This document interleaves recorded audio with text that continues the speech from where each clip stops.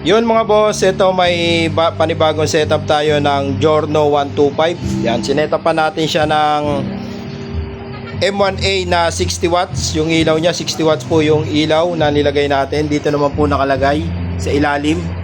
Yan o, makikita nyo. Napaka ganda ng pagkakalagay natin ng bracket. Tapos sa kabila, yan.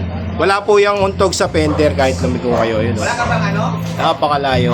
Kahit sa kabila. Yun, napakalayo. Tapos nilagyan din natin siya ng dual contact signal light. Pagka nag-signal ka, kabila gumagana, yung kabila naka-steady. Kabila naman.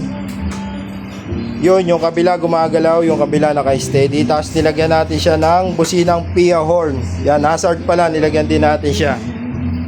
Yan, pagka nag-hazard ka, sa original lang Giorno, wala po talagang hazard. Yan, bali, ito yung ginagawa natin, hazard, ilaw, sa kabusina, tapos passing, nilagyan natin siya ng passing. Yan o. Tapos sa hazard naman, ganito po, left and right. Yan, left and right. Tapos pagka yung normal na signal light yan, lagi po kayo nakapatay sa gitna.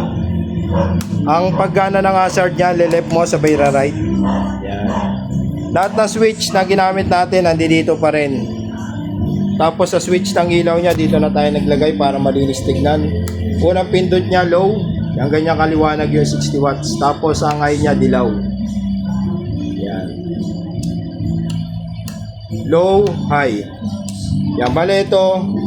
Nilagyan natin na switch kasi bakante po ito para may silbi naman. Nilagyan natin na switch. Bali lahat ng ginawa natin dito, wala tayong sinira sa kabinutas. Tapos busina niya, yan, stock. Pagka nilipat niya, magiging PIA horn. Yan, ganyan po kalakas yung busina na nilagay natin. Saka lahat ng busina niya nandito sa ibabaw. Nandito po lahat para kung sakali magpakarwash ka o umulan, hindi may sira yung busina nyo. Yan, sa mga gusto magpa-setup ng ganito sa Giorno 125, yan, alam niyo na kung saan kayo pupunta. Lahat ng switch natin malinis. Yan, pinalitan natin to ng may passing.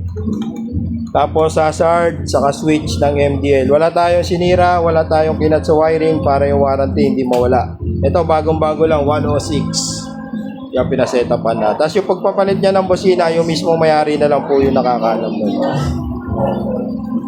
Yan, sa mga gusto magpa-setup, lahat po yan, nakainang yung wiring. Saka yung relay na gamit natin, Japan relay, Japan wiring.